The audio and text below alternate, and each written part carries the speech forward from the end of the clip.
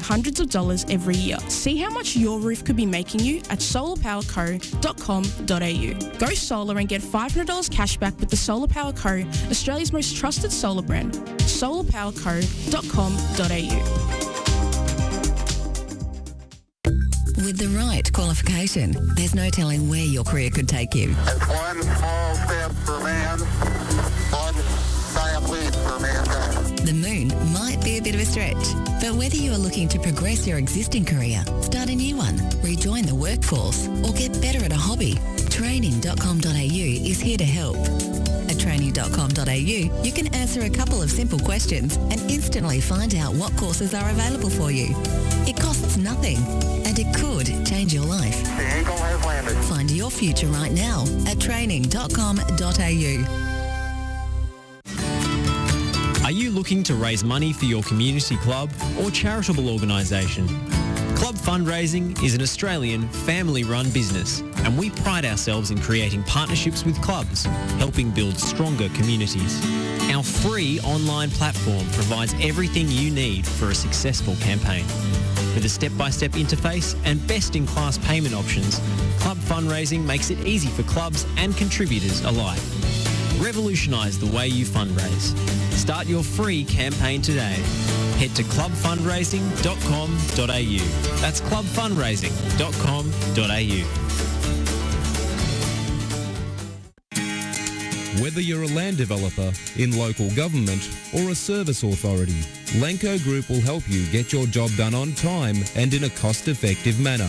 Lenco Group provides superior civil engineering and advisory services by creating, communicating and delivering sustainable, efficient solutions. For all your infrastructure requirements associated with residential, commercial or industrial development projects, visit our website lencogroup.com.au or give us a call today on 1300 152 626.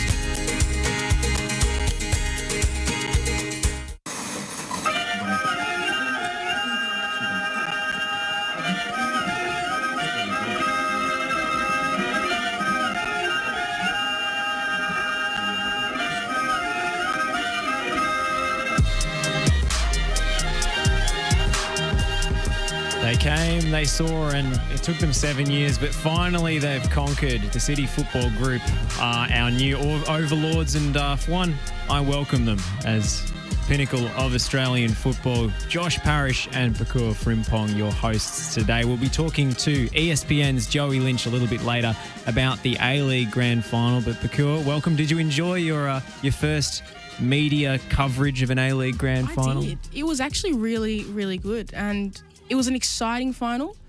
It surprised me, but I'm happy for it. It surprised you. In what ways did it surprise you? Well, I thought that Sydney were going to shut it down. It was going to be a really slow, boring final, and Sydney were going to come out like 2-1 victors. But City came, they pressed.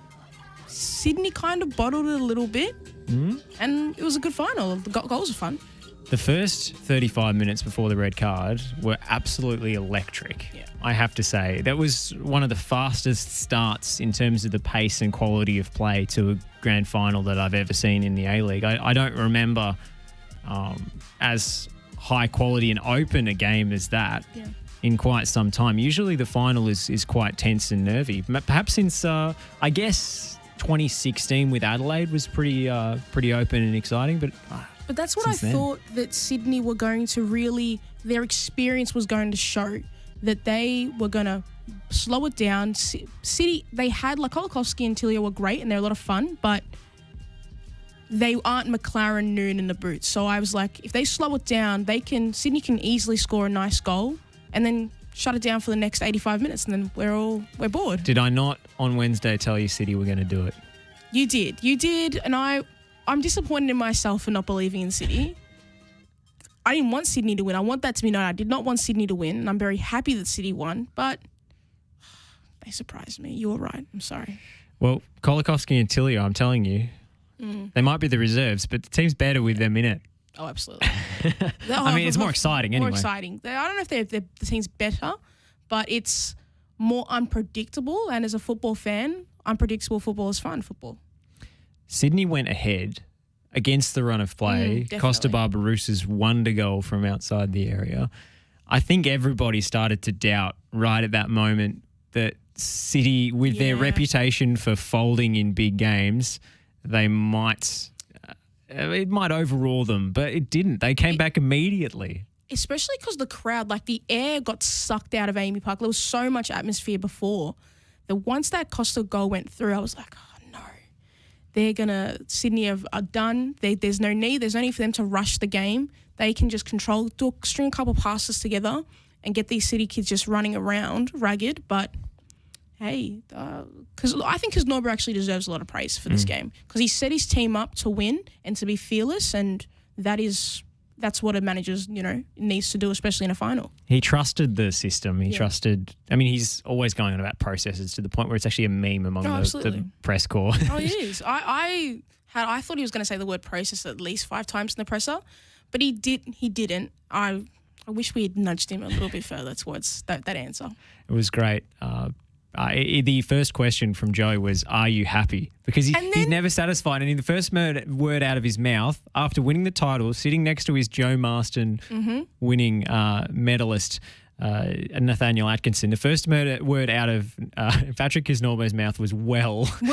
And we all burst out laughing because how can you not be happy? But then somebody did say something about how they go straight from the ground to Fox first. So when by the time they get to the presser, his emotions are probably, he's like, oh yeah, I've been through the happy. He's already given his sort of gladiator style, any given Sunday speech in the rooms afterwards about how this is just the start.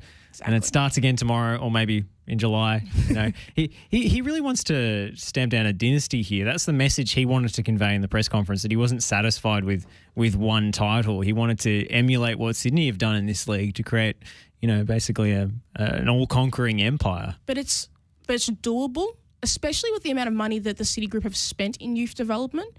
Like the amount of young players speaking of Joey, and Joey's going to come on, but Joey had a tweet today about how many players, young players have come from the City Group, and it's a lot and it's scary. And Ramage Najeen from Newcastle, he's still to come back maybe. I mean, they have produced a lot of young players. Not too many of them have graduated into permanent spots with the senior team. But they're good backups. And it's changed this season with Kolakowski. I mean, he's been the story of the season, I think. Just for a team to have him come through as a supporter of that club all the way through the youth ranks, playing with the MPL team for years, finally given a break, and to grasp it with 2 hands and being the most crucial, effective force, the most value for money, value for minutes player in this league. I mean, his goal scoring rate is something like a goal every 165 minutes because he never starts. But when he was given that chance, I mean, he was electric. That run for the equaliser from Atkinson was absolutely crucial. I think that run was crucial for City to believe in themselves, because I think goals are really important, but the way a goal is scored is also very important. And that run from that's his own side of the field, and the crowd, like the anticipation of the crowd building, it really lifted the stadium, but it also lifted the players at the very same time, and they never turned back from that moment, in my opinion.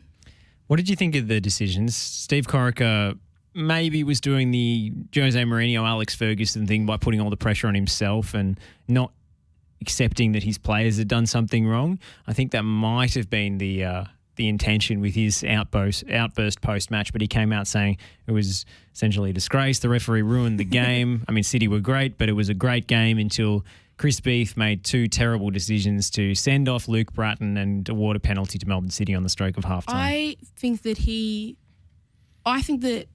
the refs had not a great game, because I don't, sometimes things go right, but I think the decisions were all right. I think they were all justified.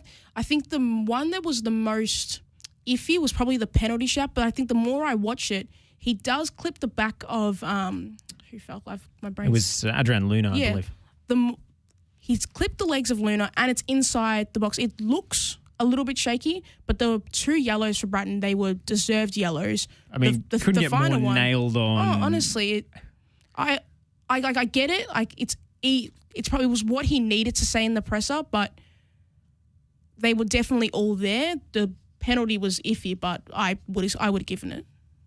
Yeah, I think it was way too clear to overturn on VAR. It was nowhere near like kind of grey area. The push in the back, I'm not sure, but as you say, upon closer inspection, he does step on his heel, his ankle. Whether that's in or outside the box was a very close run thing, but I think it was just on the line. Yeah. On the line is in the box, therefore correct decision, penalty kick. But the Bratton one, I think, has to be the most frustrating for Corica because Bratton didn't need to make that challenge, and he, as an experienced player, he should have known better, and he should have calmed the team down, especially after it was 1-1 at that point. He really needed to just, as a leader in that team, settle himself and not essentially, disable his team for the rest of the match. I think he lost his composure because the tide was turning against Sydney. And, it's hard for Luke Bratton to play without Ninkovic in the team because he's the kind of player who has the technical aptitude to be able to execute pretty much any kind of pass on the field. But he needs players to present for him. He's not the kind of midfield general who can run everything on his own. He needs targets. He needs people to move in front of him and present for the ball, and they couldn't find anybody in those little inside channels that they always use for their attacking midfielders. I have to say, Alex Baumjohann, I've been very critical of him. Yeah. He came up big in the semi-final. Absolute ghost in the grand final. I didn't even notice him.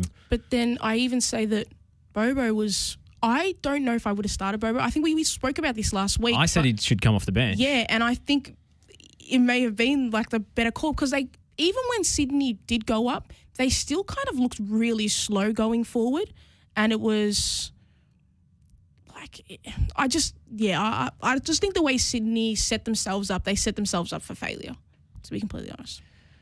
I just think City were way too good. I mean, the game is a contest until Bratton gets himself sent off. And then you're already outnumbered with 2 in the centre of midfield. City are playing 3. Yeah. They bring a 4th player in with a fullback that comes inside. Now you're completely outnumbered. And with a red card, there's just no hope to compete with those numbers. I mean, Bratton obviously shouldn't have done what he did. But the fact that Miloš Ninkovic was not fit for this game and looked like a mirage, a shadow of his usual self when he came on the pitch, I mean, he was completely hampered. That is Sydney's pressure valve. I think there were a lot of people critical of the Johnny Warren award, but I think his absence showed how crucial he is to that Sydney team that's won so many trophies. And without him, they didn't have someone who could keep the ball and let them settle into the game. That is, when I'm looking back at the final, I get that City played really well, and I full credit to them, but Sydney are the more experienced side in finals, so I think there was a lot more pressure on them to succeed than it was for City, because City is still chasing that elusive, that first title, and I just think the Coricas didn't set his team up well enough. We're going to take a really quick break here. On the other side, we're going to hear from ESPN's Joey Lynch on Twilight Football.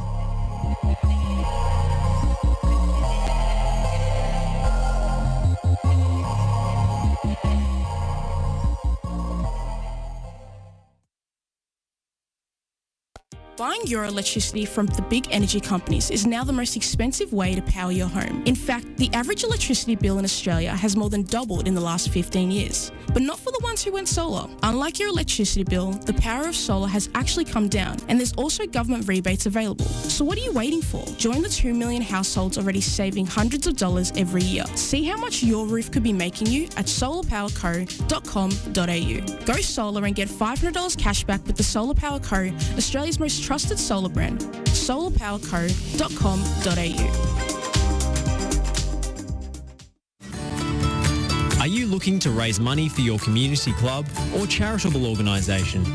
Club fundraising is an Australian family-run business, and we pride ourselves in creating partnerships with clubs, helping build stronger communities. Our free online platform provides everything you need for a successful campaign. With a step-by-step interface and best-in-class payment options, Club Fundraising makes it easy for clubs and contributors alike. Revolutionise the way you fundraise. Start your free campaign today. Head to clubfundraising.com.au. That's clubfundraising.com.au.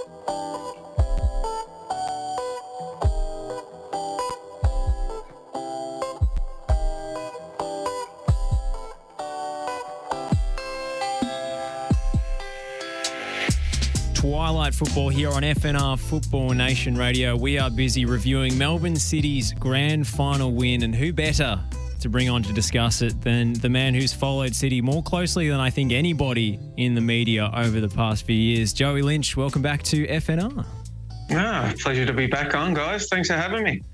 Got Josh Parrish here on the mic with Bakua Frimpong as well. Joey, this has been the culmination of 7 years' work from the City Football Group. What do you think was the crucial turning point for City in changing their trajectory as sort of league laughingstock to the absolute superheroes that we saw on the pitch yesterday? Well, I think there are, of course, innumerable factors that go along with a team turning itself around and transforming an identity from easy beats and easy letdowns to champions. But I think most would have to agree that the real genesis the main genesis of the transformation came with the decision to hire Eric Mombert as their coach the previous season. They've had a lot of continuity in terms of their football department. Their scouting department's incredibly well resourced, so they recruit well. They have a great academy, but they never quite could find the right fit in the dugout to help put them over the top. And when he arrived, he instituted a system that, yes, whilst he is not there anymore, he was able to embed it deeply enough that Patrick Kisnorbo was able to come in and take over and add a little bit himself. Maybe, I don't think anybody would claim that Patrick Kisnorbo probably has the experience or tactical acumen that Eric Mombert does have, but he came in and he added a bit of iron added iron to both their lungs and their mindsets, and really helped put them over the top. The grand final took place as the season showpiece without 6 Socceroos players available for selection, 3 for both teams. So I guess it kind of evens out. I mean, many thought City were the worst hit by this, especially with Jamie McLaren not being present. But does that take some of the gloss off the final for you? The fact that we were missing so many marquee attractions? I mean, in the short term, in terms of coverage and the like, it no doubt would have helped to have the likes of Ryan Grant and Jamie McLaren playing for either side. But I think given the result that we had in the long term, I don't think the absences of the Socceroos will cast too long of a shadow of it. Given that Melbourne City were at times streets ahead of the rest of the competition during the regular season, that they were able to fashion out a grand final win without these Socceroos means that in the long run, I don't feel as though this grand final will have an asterisk. Now, had Sydney FC come out and won the grand final, there probably would have been a lot more discussion, because we had seen how dominant Melbourne City had been with Connor Metcalfe in the midfield, Curtis Good down back and Jamie McLaren up front. And the fact that they would have been able to fashion a narrative surrounding being robbed and having, lost a one-off game when they were missing so many Socceroo stars probably would have cast a shadow of it. But that hasn't happened, so I don't think it's going to be a talking point in the years ahead. Nathaniel Atkinson, Joe Marston medalist. I don't think too many people saw that one coming at the start of the season when he was meant to sign for Perth Glory. It's been a weird old campaign for him. How have you rated his progress and his reintroduction into the team late on as an advanced winger rather than a fullback?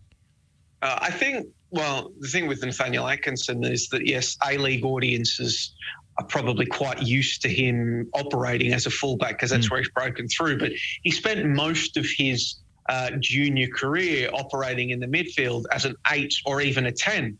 The game that got him signed by Melbourne City when he was touring with the Tasmanian NTC, he scored, I think, a 20-minute hat-trick as a 10. First touch of the ball, he got on the ball, dribbled past 3 or 4 City defenders and scored.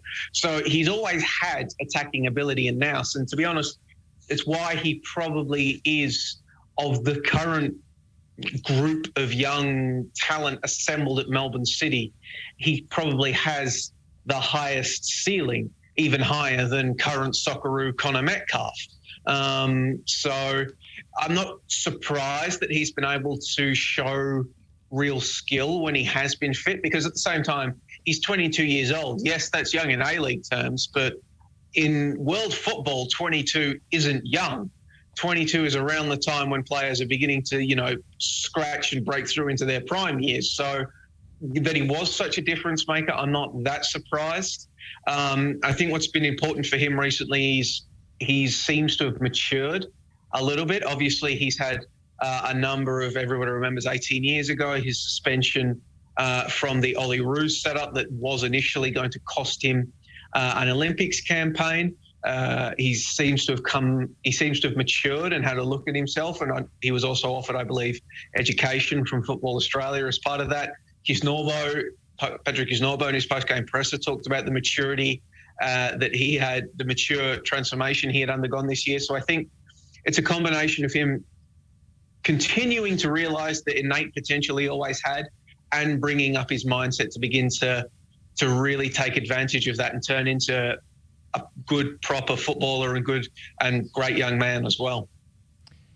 He actually got quite emotional in the press conference. It almost choked up a little bit when he started talking about his mum and how he hasn't seen her and she hasn't seen him play in like a year, and she, came to watch him and so forth. Is that an underrated factor with young players moving interstate, the way that they kind of adapt to their new surroundings and living out of home?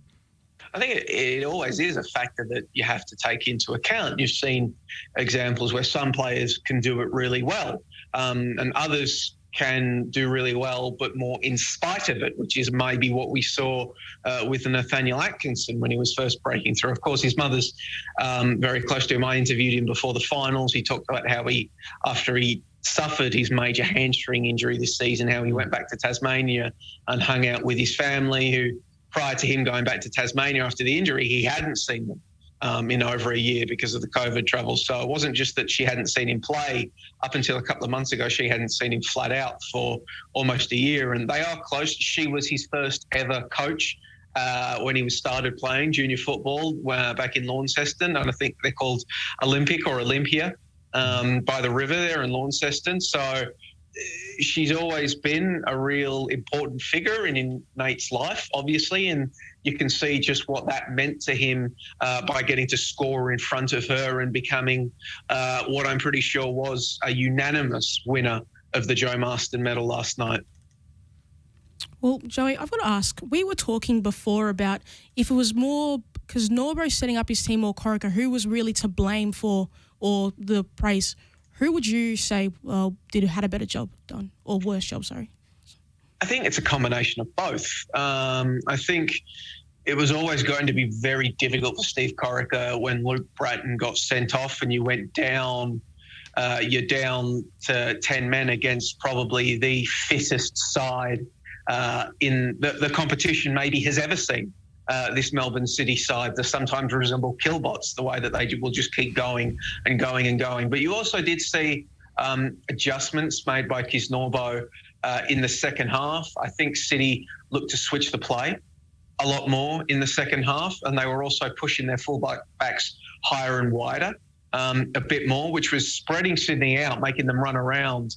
And it also sort of made them difficult to break out quickly in transition just because they were so spread out and having to defend against City. So I think that was an aspect of the game that Kisnorbo sort of got right, because we saw in the second half especially Sydney could barely get out in transition, and on the few occasions that they were doing so in so few numbers that Aidan O'Neill, who I thought had a very underrated game last night, was constantly just intercepting and picking things out and snuffing them out. So I think Sydney probably could have done better. I don't think, the way, obviously there were limitations in that you can't start Milos Ninkovic for 90 minutes, but they lacked creativity going forward. It just wasn't falling for them. Maybe in hindsight, when you're thinking about bringing Bobo off, could you have maybe brought Alex Bomjohan off? Instead, he didn't really do much when he stayed on, but I don't think you can underrate the job that Kisnorbo did last night. I've got a comment coming through here on the Twitch. Yao Yong says, the Sydney squad is due for a major refresh. Big decisions for Corica to decide who should stay for next season. I mean, it is a much older squad than City with an average starting 11 age of over 30 in the grand final. That's without Ninkovic seeing the pitch to begin the game. Do you think Sydney need an overhaul, or is that an overreaction? it probably doesn't matter what I think, given that all reports are and indications are that they won't be undergoing a huge renovation this off-season. Steve Corica talked about in the post-game press conference how he was looking to re-sign Alex Wilkinson, who, let's face it, the way that Alex Wilkinson continues to play and continues to perform, he should probably just be given a blank check to play as long as however long he wants to. But he also talked about re-signing Bobo, re-signing Ninkovic and bringing them back as well. So that doesn't sound like a side getting set to undergo a youth movement. They'll probably look to bring in a couple of signings. They'll probably look to bring in a couple of foreigners, maybe refresh on the foreigner side of things, which you have to give credit where it's due. Sydney have probably nailed their foreigners more consistently than any other side in A-League history.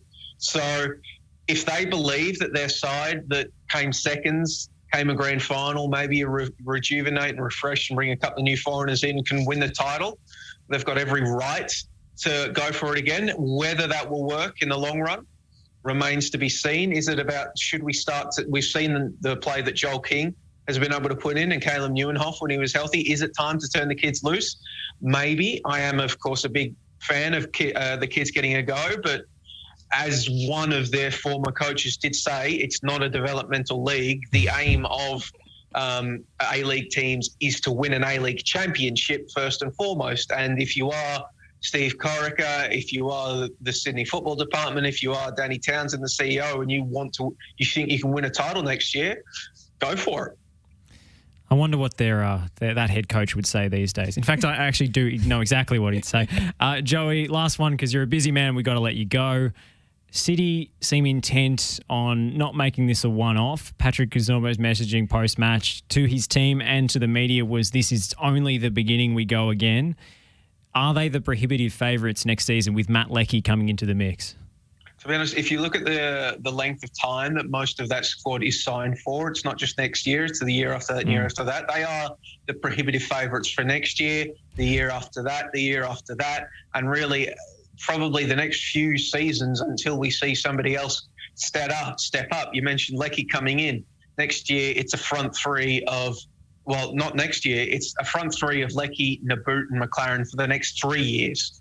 And they'll have Tilio and Kolakowski behind them for at least one more season. Of course, whether or not Tilio and Kolakowski are content to sit behind those front three for the next 3 years is another matter. That might be an area of big decisions. But if you're Melbourne City, those are the kind of headaches you want, to have too many talented players to choose from up front. Curtis Good up back is signed for a few more years. Jamison, I believe, has signed a new contract extension for a couple of years. I believe that, I know Nuno Reis signed for a number of years. When he signed, Galloway signed for a number of years, Garuccio has signed for a number of years. The biggest issues for City coming forward just might be holding on to the likes of Metcalf, Atkinson, maybe Tom Glover, these youngsters that are reaching the age where potentially they will want to move overseas. But as we have seen with City's academy over the past few years, the foundations that were built years ago by the likes of Joe Palacides and John Didalitza and Lachlan Armstrong and the like, they might just be able to plug some new youth in and go again. Well, Joey, thank you so much for joining us today. And also just on behalf of all the Australian football fans, especially those watching in the Twitch at the moment, they love your work and they love the hard work that you do to bring Australian football news to the masses, which is at times a thankless job. Joey, thank you so much. And as Aussie Hez has summed it up quite succinctly, end of the evil empire of Sydney, start of the new evil empire, City. Say hello to the new boss, same as the old boss. But thanks for having me, guys. Appreciate what you guys do as well. Joey Lynch of ESPN and countless other publications. Hit him up on Twitter if you want him to write for you. He's always available. Gun for hire. Pakua, thank you for your hard work as well. You've been working for the Football Sack this season for FNI. You've been round about the different organisations. Haven't I?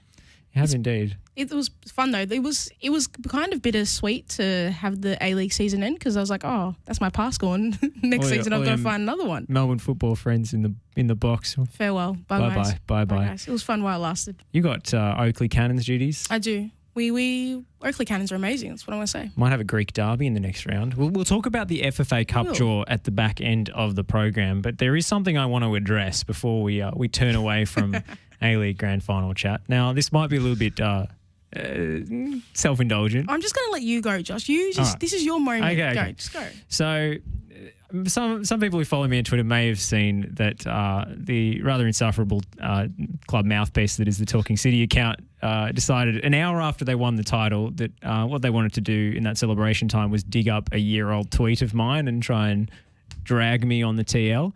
And fair enough too. It was a great photo of Andrew Naboo that they posted. I was saying, and it was a joke. I mean, I was talking to Mikey Mifsud, who, if anyone follows him on Twitter, is the ultimate City meme merchant. So anything in that context is basically a A-League memes conversation. It shouldn't be taken too seriously. But he was saying Victory fans need to, stand up and acknowledge Naboo at the first derby, salute the Socceroo. Mm-hmm. I said it was more of an act of CFG charity to pay his salary after what the performances he put in season 19-20. I just want to stop you there, Josh. I think you were right in that moment because I think Naboo's done a lot better this season than anybody expected. But I'm gonna let you go back. I just want to put that in there, okay? Look, was I wrong? I'm not actually sure. Technically, I'm not actually sure that I was, because. All right, let's do a hypothetical. Let's go off into the land of abstract metaphors here. Mm-hmm. I want you to imagine that you're some sort of wealthy socialite and you're looking to buy a sports car. All right, fantastic. Because that's always high on your shopping list. Absolutely, I know. Definitely. One is the very flashy 1992 Naboo Roadster. There's nothing faster on the market in a straight line. Yep. It's bright red. It goes vroom. But and it's perfect for cruising down the Amalfi Coast or the Riviera with the top down. It's a status symbol, but it's not only exorbitantly expensive. Half the time you want to start the thing, it breaks down and you have to take it to the mechanic. I can see where this is going. Go. So that sounds a bit like a frustrating and temperamental experience. Absolutely. if you're shelling out $400,000 on this particular model.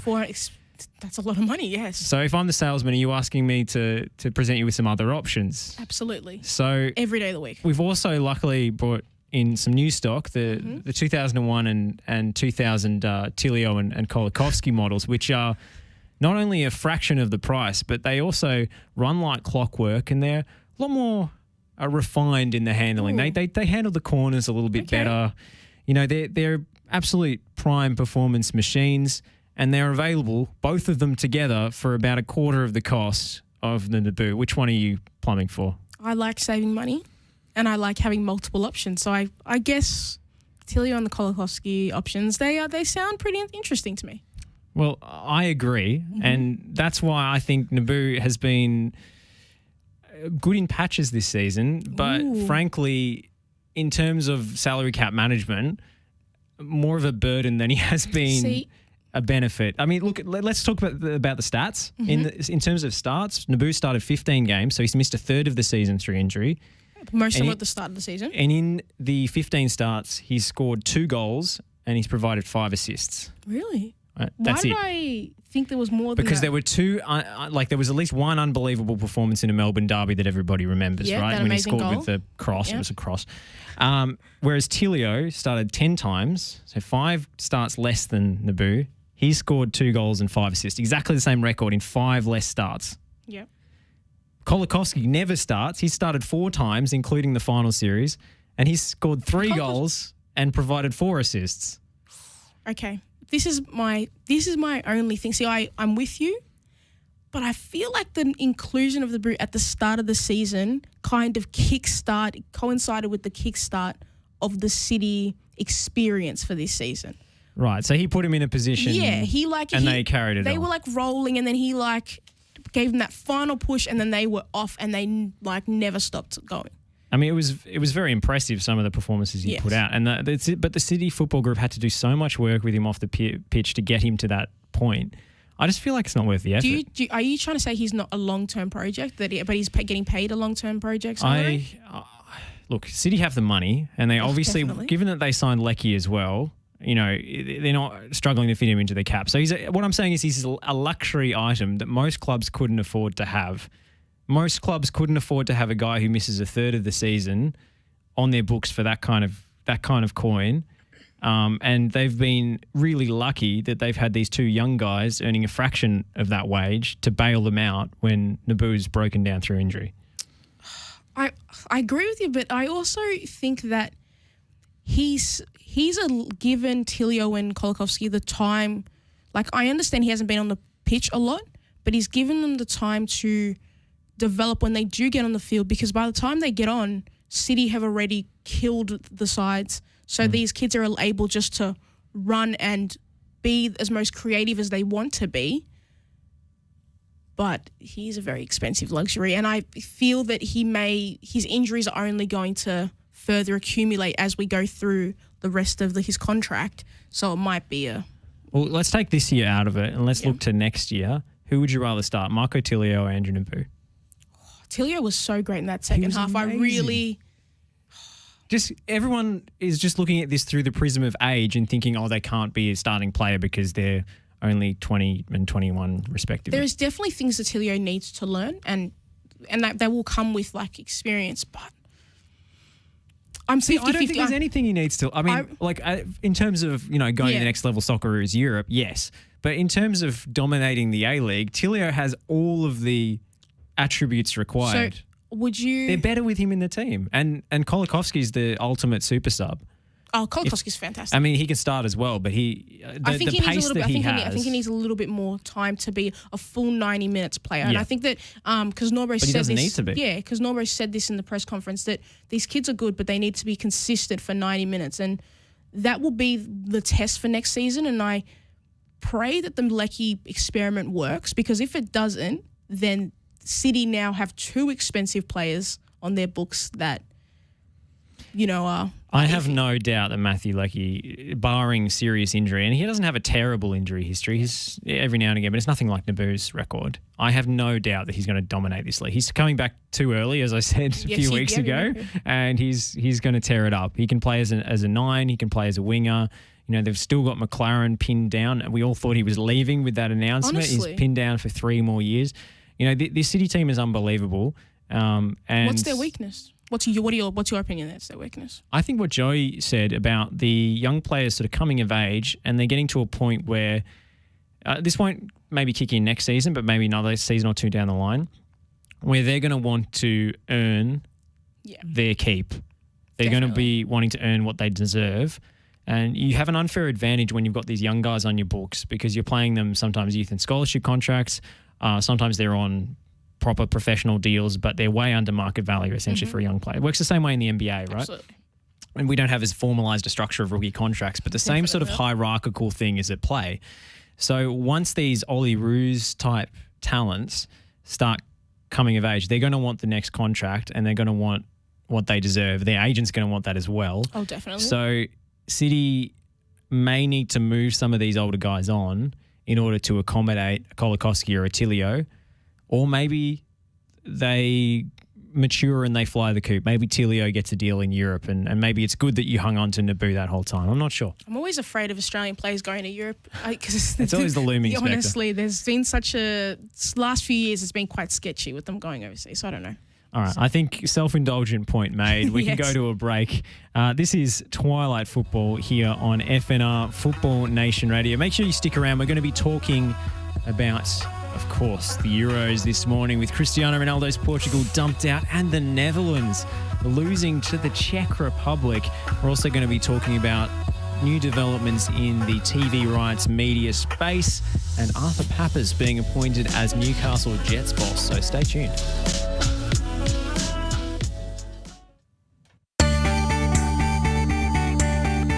We are more than engineers. We are more than project managers. We are more than surveyors. We are more than infrastructure specialists. We are more than planners. So, who are we? We are problem solvers, providing the highest quality service and results. We are a team of skilled professionals, focused on customer needs and outcomes. We are 23 years of industry experience, adhering to the highest safety standards. We are Melbourne, and we are right across Victoria. We are the Lanco Group, your business partner for engineering solutions. Lanco Group. We are more than you realise, and we are ready to partner with you.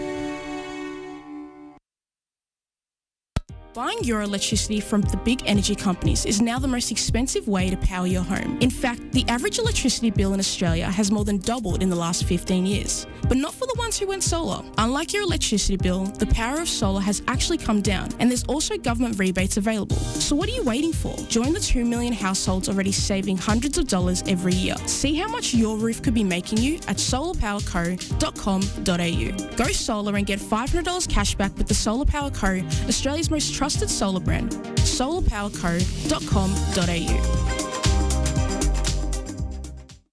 With the right qualification, there's no telling where your career could take you. It's one small step for man, one giant leap for mankind. The moon might be a bit of a stretch, but whether you are looking to progress your existing career, start a new one, rejoin the workforce, or get better at a hobby, training.com.au is here to help.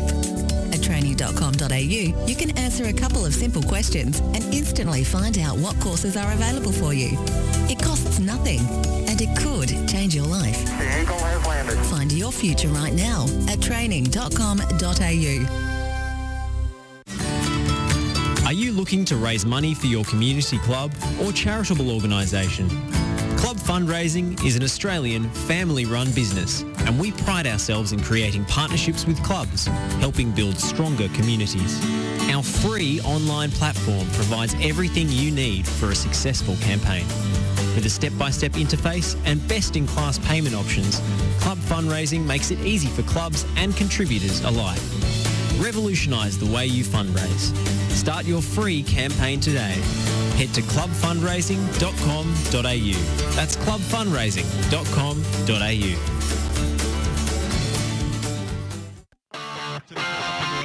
Penalty conceding kind of situation, but Atkinson did well.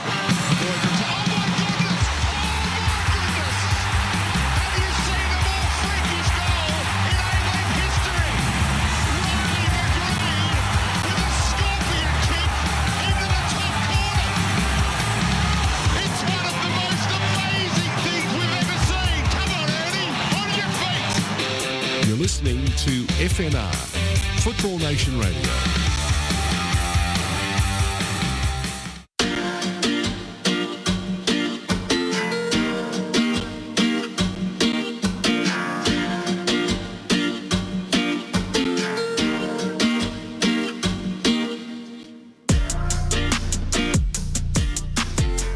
Twilight football here on FNR Football Nation Radio. Josh Parrish and Pakua Frimpong in studio with you on a Monday evening.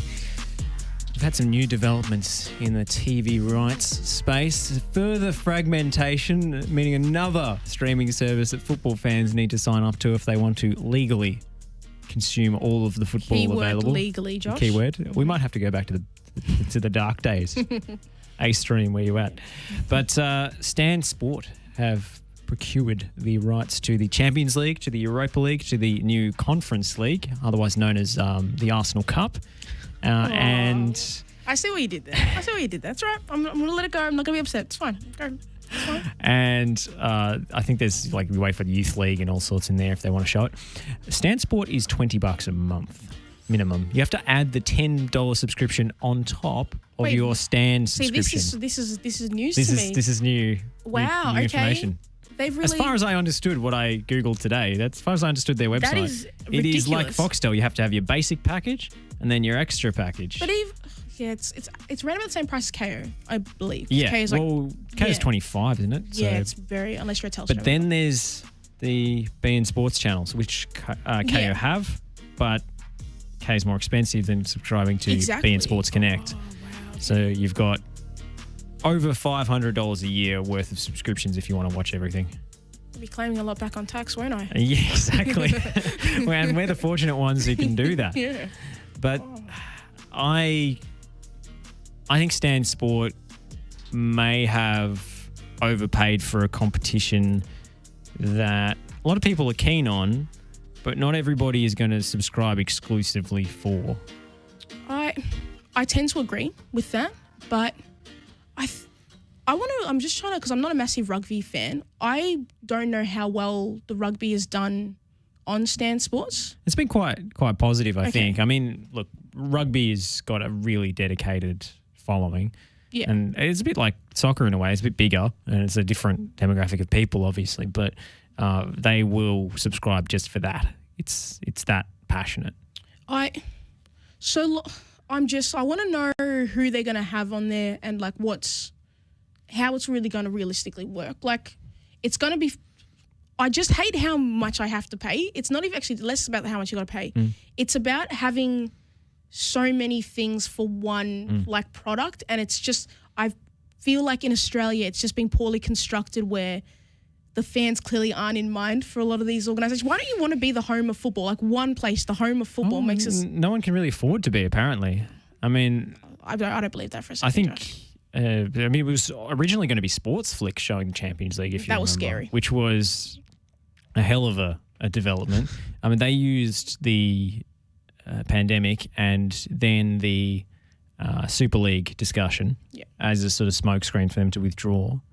But I'm really surprised that Optus haven't gone back in for this, because from what I understand, this was a really open race, especially after Sports Flick pulled out. Anyone could have got this. Yeah. And the fact that Optus didn't stump up for it is really strange and makes me wonder about their long-term, and I'm talking long-term future, covering football. Oh, I think if you're giving up your biggest chip, besides, sorry, that's not the EPL, but the EPL's the biggest straw. Yeah, it's their biggest straw, but like the Champions League is the Champions League still. So I think if you're going to give the Champions League up, I have a feeling that they're slowly going to start separating themselves. Yeah. I mean, they've got the Women's World Cup rights in 2023, and everyone was thinking that's going to be a crescendo, but that might actually be a final flourish for them. I'm not totally convinced. I very much could be proven wrong, but I'm not talking about the people who run Optus Sport, who are wholly committed to this, and their operation is extremely slick and extremely professional. I'm talking about Optus, the company, and their strategy is to try and convert people to their mobile phone plans, which has been successful in my case. It's the economical thing to do if you're a football fan. Exactly, absolutely. And that's not me getting paid to say that at all. But once people sign up for phone plans, once people are at a telco provider, they're an extremely intransigent group. I've been reading about this, and people never switch. People are because it is a long-term commitment when you sign up for one of these things, and it's just such a hassle to go through. So they've already accomplished their goal. They've already got that many football viewers over to their phone plans that it's really diminishing returns for them. I don't think they're making money off their Euros coverage or there's ads on it and stuff. They're mitigating the expenses, but the whole thing is so expensive to run and so expensive to buy in terms of these media rights that I think long term is Optus in it for the good of the game, because we painted them as this sort of white knight saviour of Australian football when everyone wanted them to get the A-League rights. I think from a corporate perspective, I can't see how this continues forever. Yeah, I don't think there's any company in Australia that's in it for the good of the game, personally.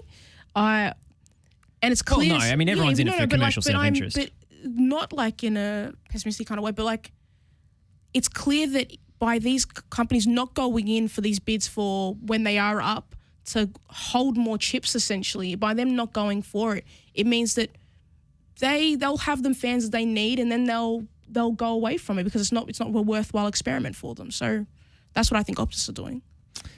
Oh, it's very interesting to see Stan get involved in the discussion. They were the other contenders for the A-League rights, but it's not very good for the consumer, in my opinion. It's a very expensive pastime to watch all the football. It's over $500 per year. So I think it's something like $570. I saw somebody on Twitter worked it out. But how many you'll be going in for? I think 2. Which ones? Maybe 3. What?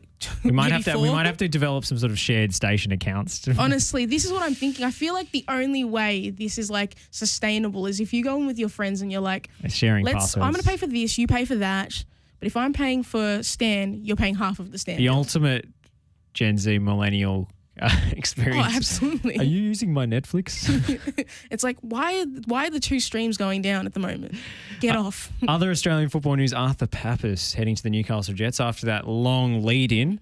We were talking about him for A-League jobs for 5 or 6 years now, and he's finally cracked through at a club that's in great turmoil with regards to ownership. And I wonder how this is going to go, because Arthur Pappas, he coached in Victoria. He coached Oakley, in fact, the club Cannons. where Procura is the media manager. Go the Cannons. And, I mean, that was a very good Oakley side. They made it to the last 16 or the quarterfinals of the FFA Cup one year. But they were very attractive, good side. I mean, these Green Gully side as well were superb to watch. Maybe a little porous at the back, but he comes from this sort of Ange Postecoglou school of thought. The great school of Yes, Ange Postecoglou. I mean, we love it. But at Newcastle, where resources are thin, where the future is quite uncertain, he's a kind of my way or the highway kind of guy. You look at his CV, he seems to change clubs every year.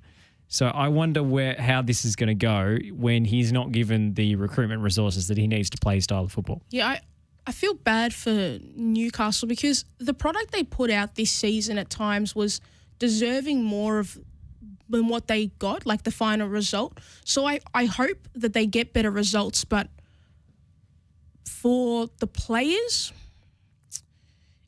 so long... I don't know if he's going to mesh with them because they have quite a weird side that's not like set being like old or young. It's quite like... I don't see the future for Newcastle, and I guess that's the problem for Newcastle have had forever, essentially. Tom coming through on the Twitch, he says he'll get time because I don't think the Jets will be able to pay him out. That's a good point. But it may not be the Jets deciding to end the relationship, is what I'm saying about Arthur Pappas.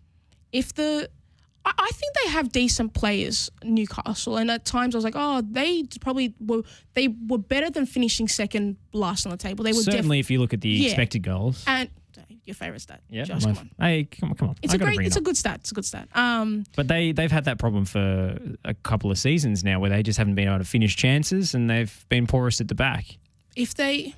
I think they can coach them up the table, and definitely not going to make finals that's not going to happen, unfortunately, Newcastle fans. If Stajic can make the finals with the Mariners this season, then anyone can make the finals. If the season went for longer, they weren't going to make the finals. They were running on fumes at the halfway point. Yeah, but you only need half a good season to make the finals in the A-League. Which is quite sad for the A-League, isn't it, Josh? We still love it. It's usually the top two win the grand final anyway. Tom's also disappointed that he won't be signing up for Sportsflick anymore because he wanted to watch the Azerbaijan 3rd Division wrestling, which very good, very good stuff. Good gear from Tom. Look, I think Pappas is a good appointment. I just wonder if he's going to enjoy his time there. From the club's perspective, I think he's a good coach. Oh, absolutely. And he's a good get. And I'm glad to see him given an A-League opportunity, but I would hate for this to go south for reasons he's beyond his control, and then he gets shut out from the door gets shut on him. It could, the problem with that is if it doesn't end up well for him, then you can only really get worse. Well, Newcastle continually got worse, but that's I think this is like a real fork in the road moment. If this goes well, maybe they can be a Leicester and not need all that money to go flying up the table. Well, big season in for Newcastle if that's the case. Oh, it'd be nice, wouldn't it? Well, we've got this far into the show without even mentioning the Euros, which shows you how busy a weekend it was in Australia. But we should do it its due and talk about this morning's action, which saw Frank de Boer's Netherlands side dumped out by the Czech Republic after a Matthijs de Ligt handball saw him dismissed in the 55th minute. And in the other game, Cristiano Ronaldo's Portugal going down to a Torgan Hazard. That was Torgan Hazard, not Eden Hazard. Mm-hmm. Wonder strike from outside the box. Goal. I mean, that knuckled like anything. You showed me the highlight, like the reverse angle of it, and it was 10 times better than what the swerve on it, the power. I think it's my favorite goal I've seen from the whole tournament. They may be better. My brain may be short-circuiting, but that's my favorite goal as of right now. Yeah, I think it's right up there. I would still say Patrick Schick from the halfway line. Oh, yeah. Yes. I mean, come on. There's nothing beating that. Exactly. That's true. I mean, the trajectory of that ball. From a purely technical point, though, this goal was like, come on, Josh. Like, it was fantastic. like, I have to. Ronaldo was looking at that going, damn, I wish it was 10 years ago and I could still do that. That's what he was wishing. He's taken about 60 free kicks in major tournaments and scored one. Do you know how excited Twitter got that he made it on target today? It's like my favourite part. It's so condescending. No, but it's like, he has such a poor free kick. And I love Ronaldo, but him taking free kicks is just kind of infuriating. And the fact that we're praising him for hitting the target is just kind of a bit sad, isn't it? It is a bit sad. But, you know, he's still a good penalty taker. Hey, that's all that matters. In local news in the FFA Cup, we should talk about the Dutch first. Sorry, we'll give our producer, our Dutch producer, his due. Look, they were underwhelming in qualifying. I think the group and how simplistic those ties were gave everybody a false impression of how good this Netherlands team was. But still, this game swung on one Donyell Malen run where he should have scored. Absolutely. It was an amazing dribble, and then he tried to round the keeper and screwed it up completely. Almost seconds later, De Ligt gets sent off. They're down to 10 men, and the whole game swivels on that. So that's the nature of knockout football. See, the Netherlands have sucked. So you're saying it was like really clear notice. I think I need new glasses or something, because I thought the Dutch team were actually quite interesting for what I saw from them. So I'm quite disappointed with their performance overall, but I just think they should have gotten a lot further than I think they're a lot better team than you give them credit for. I think they were pretty reliant on Memphis Depay to be the one and everything. I mean, they were pumping crosses into Wout Weghorst. I mean, it was pretty one-dimensional. And then Memphis Depay was the one inspirational kind of leader in the team with the creative burden on his two shoulders. And they were trying to play it into his feet and get him to hold the ball up, which he can do, but it's not really his game. He needs to face goal and he needs to cut in from the left-hand side and shoot, essentially. That's Memphis Depay's modus operandi. Their best attacking player in this tournament was Denzel Dumfries. He's a wing-back. Absolutely. And I'm a Memphis Depay apologist for this tournament and every tournament that will come after, because Memphis is a Ghana boy, and that I support any player. I want their country to do well, because Memphis is from the homeland, okay? It's very 100%. Magnanimous. Hey, I love Memphis Depay. Come on. Didn't represent Ghana though, did he? Belgium go through. I still have my doubts about this side. Same. Really surprised me this tournament. So shaky defensively. Portugal had quite a few opportunities. Diogo Jota had an absolute nightmare. He should have scored twice. This game, again, another one that could have swung quite easily, but Portugal, in the end, to me, paid for their negativity and the lack of ambition, even though they created enough chances to at least equalise. Isn't that such a weird thing to say, a lack of ambition, for all like the attacking prowess of that team?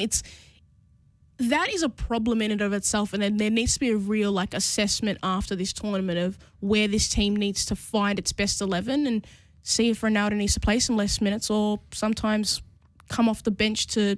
No one's dropping Cristiano Ronaldo. It's not going to happen, but I think there needs to be. It might be time. Yeah, no, that's what I'm saying.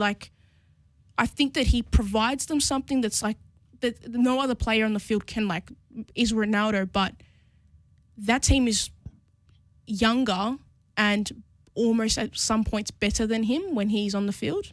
I think next year's World Cup will be the swan song for Ronaldo at international level. So when they go out in the group stages? Yeah, and then they'll have to start blooding João Felix, because he's coming off the bench in this tournament is a disgrace. My brain was like, did he get injured that I missed or something? Because how is he not on the field? How is he not part of their best 11? And I think that right there is this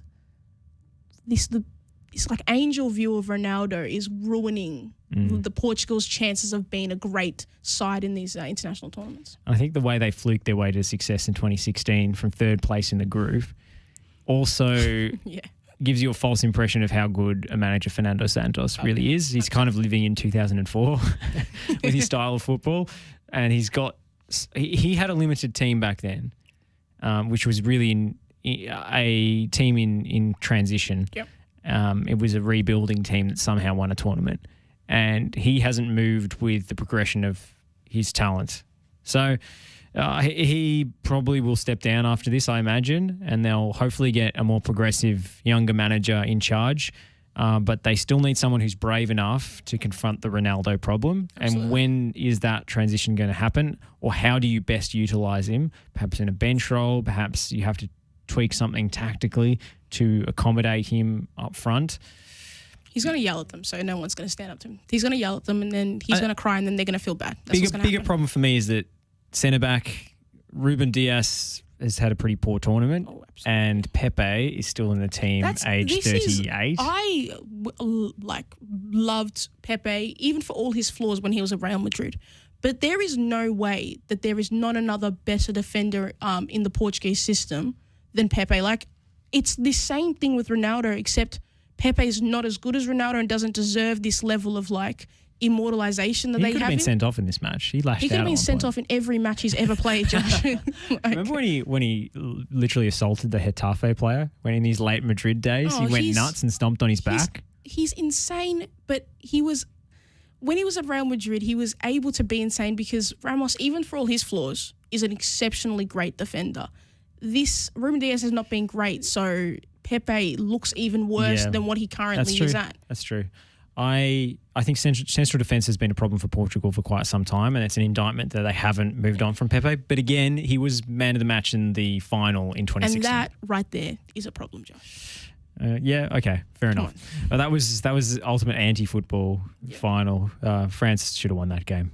It never should have happened. The Portugal Euros win, and that goal is stuff of nightmares, is what that is. I had big hopes for this Portugal team. I thought they were much better than the team that actually won the thing, and I still have that opinion. Absolutely. But knockout football is a tough business, and Torgan Hazard scored a wonder goal. But now we've set up for a great match between Belgium and Italy. Yeah, that's really tasty. Nick might be a little bit, he might be sleepless nights for Nick coming up. That might be the best match of the tournament. Oh, the best two teams. Yeah. Very possibly. Very possibly. Although Denmark are looking pretty good as well, to be fair. We will sign off there. FFA Cup draw, we said we were going to mention, so I will. Oakley Cannons, Green Gully, the catch-up game taking place tomorrow night. We bet them on Friday, we'll beat them again. Easy does it. They're going to be coming up at home against South Melbourne, whoever wins that one. Avondale versus Pascoe Vale is an FNR derby, the Tuesday night derby. I'm looking forward to that one. No loyalties. We support them all. FNR loves them all. That's it. Port Melbourne Sharks will be playing against Moreland Zebras, so that's Divvy 1 versus Divvy 2 clash, which is interesting. But the absolute fairy tale story of the Cup so far in Victoria is Monbulk Rangers, who have been given another home tie in the mountains, in the Dandenongs, in the mist. The State League 2 side coming up against the might of Hume City. I hope they beat Hume. Yeah? Absolutely. Hume are humming at the moment. There's no way. Hey, There's no Josh, way. we live in a land of fairy tales. Let this be another fairy tale. Come on. I hope only hope. Look, especially make it easier for Oakley as well. I don't know what kind of pitch range Ollie Walker-Peel's voice will reach if Monbulk do it again. He was already pretty excited when they beat a State League 1 side. Anyway, we will sign off there. This has been a pleasure to bring you Twilight Football here on FNR. My name's Josh Parrish. This is Pakua Frimpong. We'll talk to you again later in the week. But make sure you stay tuned for the Night Train coming up at 8 p.m.